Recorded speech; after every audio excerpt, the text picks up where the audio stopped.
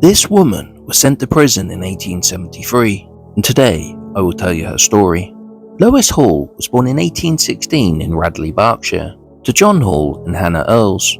Her father, who was an agricultural labourer, passed away in 1832. Lois was only 16 years old.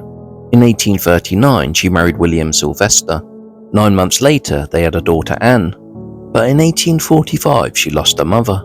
Over the next 15 years, they had 8 more children, and her husband worked as a carpenter. But tragedy struck the family as their daughter Lavinia died aged only 19 from tuberculosis. In 1873, she was in trouble with the law. She was charged with stealing from Oxford Market £4 6 ounces of bacon, the property of Lewing and Loader.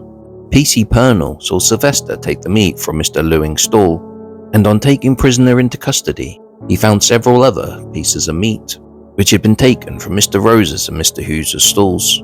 A rug was also found upon her, which was identified as the property of Mr. W. Gibbs. She was sentenced to 3 months in prison with hard labour. By now, most of her older children were married. One of these was Charles, who lived in the neighbouring village of Abingdon. Sadly, he passed away aged 32 in 1876. In January 1878, she again appeared in the newspaper. It said, on Tuesday night, a train due at Abingdon at 9:35 was passing the end platform at Radley, the speed having just begun to increase very rapidly. A woman suddenly opened the door of one of the carriages and leaped out.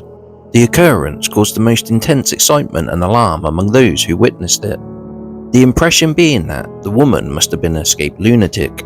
She was subsequently discovered to be uninjured, beyond the severe shaking. She is a married woman, about 50 years of age, and a native of Radley, her husband being Mr. William Sylvester, a carpenter of that village. The reason alleged for her conduct is that she recognised an acquaintance on the platform, to whom she wished to speak to. The occurrence has been reported to headquarters, and it is understood that the company will prosecute.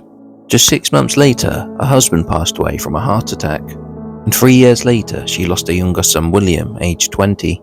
She had now lost 3 children and her husband. Lois lived the rest of her life in Radley. She lived with 5 of her grandchildren, and she worked as a laundress. She passed away in 1904, aged 88. So rest in peace, Lois. You will be remembered.